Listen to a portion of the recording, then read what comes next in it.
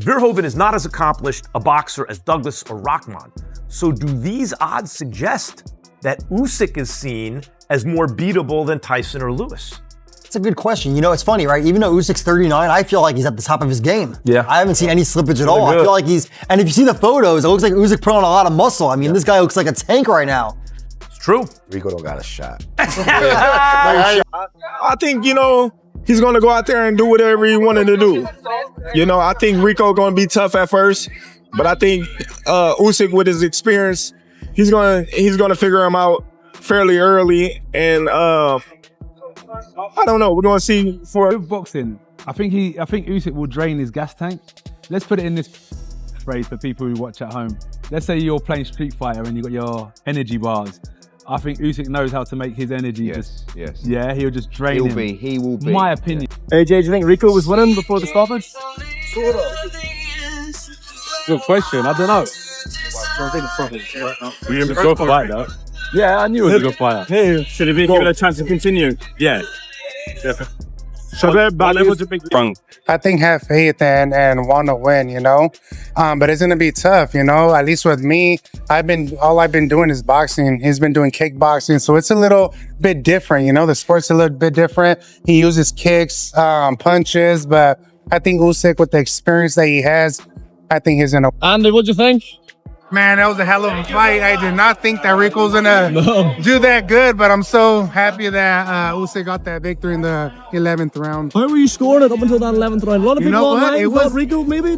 Yes, I kind of had it at 50-50, and until the 11th round came, he did what he had to do, and congratulations to Usyk, man. It was a tough fight. Rico came to win, man. Do you think Rico should have had the chance to continue? No, I don't. It was quite clear that you was meant to be here tonight and do what you did. Yes, sir. Yes, sir. But I wanted it so bad. I was so close. So it's a hard pill to swallow. What the hell did we just watch? What the hell was that? Was that an early stoppage? Are they pulling the strings here to let Usyk walk away with that title? Are we going to see a rematch? Did you have Rico Verhoeven up on your scorecards? I thought he was painting a masterpiece, one of the biggest upsets in history of sports. Oh man, this sport never ceases to amaze me because that is some fuckery. Let's be honest. I did tell you though, 7 through 12 for Usyk. A bet is a bet and it cashed. Controversy follows this sport all the time. One thing we saw is Usyk looked bad. He came in a little flabby in the midsection. Verhoeven is one hell of a guy. I tip my hat to him. I didn't give him much of a shot. This sport, man. Boxing's gonna boxing. What the hell? For weeks before the huge fight under the pyramids of Giza, the entire sports media was full of confidence and even laughter. The matchup between Oleksandr Usyk and Rico Verhoeven was not taken seriously by many experts. To them, it looked like a mismatch from the start. A top-level boxing champion facing a kickboxing star stepping into boxing at the highest level sounded unrealistic. Many analysts openly mocked the idea, saying this fight would only prove one thing, that there are levels in combat sports, and Rico was stepping into a world far above him. But when the fight actually happened, everything changed. Instead of confirming those predictions, it shocked the entire boxing world. What followed in the later rounds, especially around the 11th, didn't feel like a clear victory. It felt controversial, confusing, and left many people questioning whether the outcome was handled fairly. Just seen your man Rico Verhoeven give Oleksandr Usyk an almighty scare, pushing him all the way up in many people's eyes in the fight until the 11th round, where, you know, social media's viewed this stoppage as very controversial. Oleksandr Usyk stopping Rico right on the bell. Just give us your take on, first of all, the fight and then the stoppage. Well, yeah, I'm hearing reports that the bell had already gone before he waved it off, so he stopped it in Rico's rest time anyway, so that shouldn't happen. I thought the stoppage was premature, to be honest. You know, what can I say? It's done. But when you're fighting for the world title, and your man's put such a good performance up, and he's in the fight, okay, he gets put down, but he gets back up. Yeah. And he was missing, and he's firing his shot. He tried to fire back as well.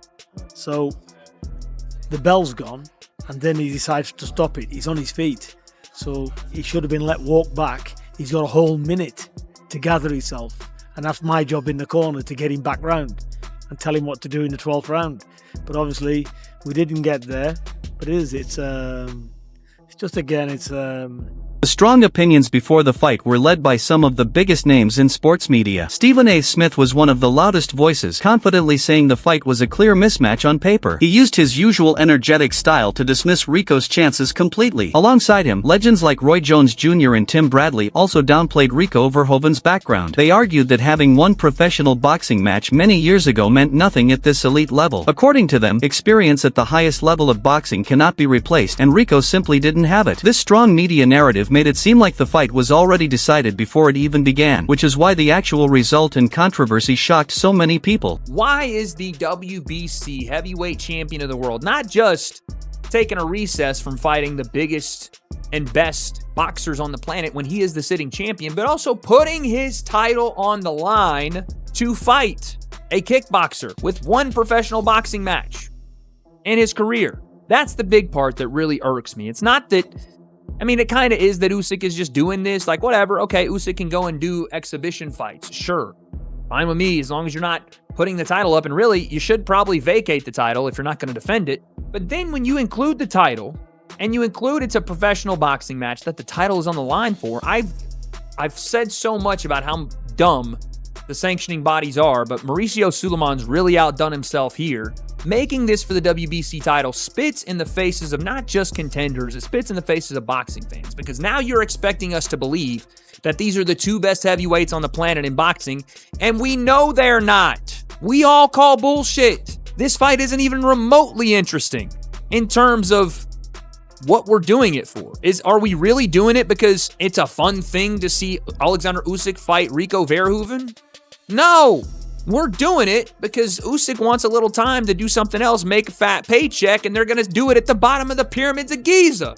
That's why we're doing it, so we can show off that we can put fights at the pyramids of Giza. Did we not learn our lesson in Times Square? How much of a fucking shit show that was? You'll still do a watch party? I'll watch it. Listen, I don't have to think that McDonald's makes the best food in the world, but if I'm hungry, I might eat it. It's not 5-star cuisine, but it's edible. You're not talking to the guy that discounts circus fights. You want to have one, whatever. But it's like, would I rather watch this or Usyk versus Kabiel? I'd rather watch Usyk versus Kabiel. But I'd rather watch this or Rico Verhoeven versus Francis Ngannou in MMA.